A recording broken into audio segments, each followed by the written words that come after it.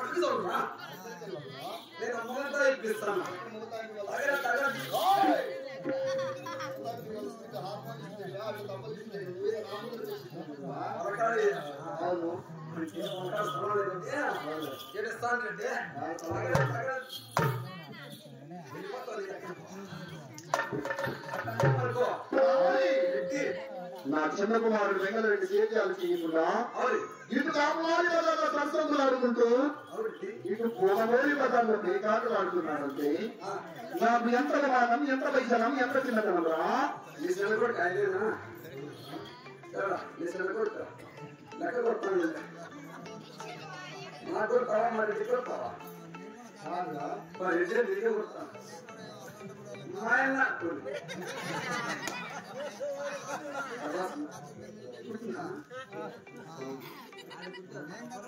ఏమేనా కొన్నాయన్నా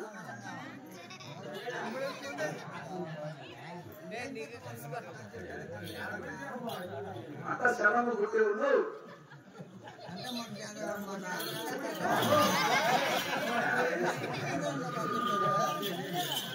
అలాగే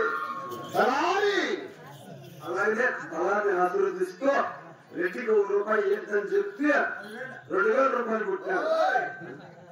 రూపాయలైనా 10,000తో సమానమైన దుర్మార్గుడా. నాకంటే నిద్ర పేరునా సాయిబున్నా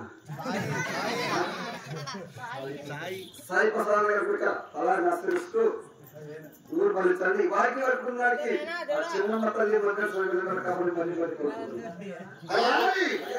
మరి ఏమి అర్థం చేస్తున్న చిన్నకుమారుడు రాని వస్తాడు, వ్యవసాయం చేస్తాడు, మంచి పేరు ప్రచారం చేస్తాడు. అటువంటి యోచనమైన ఉండే చక్కగా నాకు వివరించు అంటున్నా.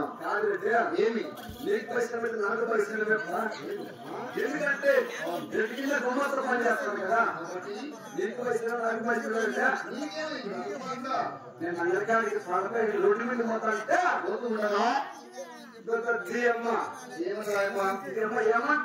ఏమంటుందా ఆయన నన్నంటాను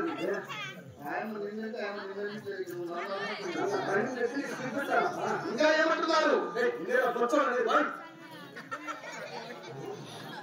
నిన్నే అంటున్నావు ఎవరు ఆయన నన్నంటాను ఇంకా ఏమంటున్నది ఎందుకు మాట్లాడతానంటే మీకు 2 కుమారులు ఎంతమంది కుమారులు అని 7 మంది కుమారులు తల్లి ఎత్తి 7 మంది కుమారులలో 6 మంది కొడుకులు శబ్దాలు పోతారు కదా. మీరు ఎందుకు చిన్న కొడుకు అంగం పట్టాడు కాబట్టి ఆయన కూడా రమ్మని కూడా పట్టుకొస్తే బాబు పడతాడు ఆయన చెప్పింది రెడ్డి